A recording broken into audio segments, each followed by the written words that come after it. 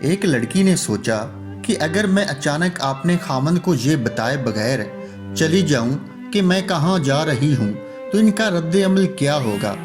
یہ سوچ کر اس نے ایک خط لکھا: میں آپ سے تنگ آ چکی ہوں اور مزید آپ کے ساتھ نہیں رہنا چاہتی۔ میں آپ کو چھوڑ کر ہمیشہ ہمیشہ کے لیے جا رہی ہوں۔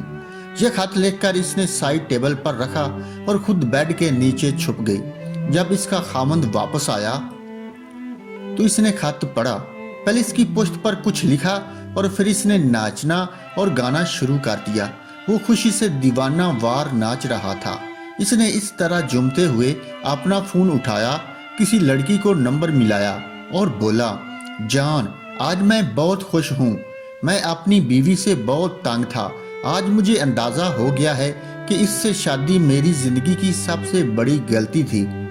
میں بس کپڑے بدل کر تم سے ملنے آ رہا ہوں۔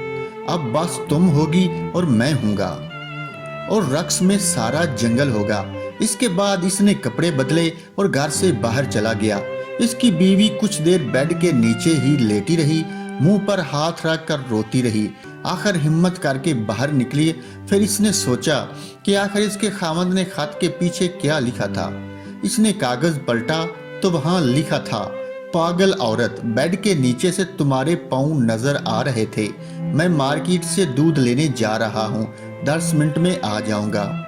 اگر کہانی اچھی لگی ہے تو ویڈیو کو لائک کر دیں اور دوستوں کے ساتھ شیئر ضرور کریں۔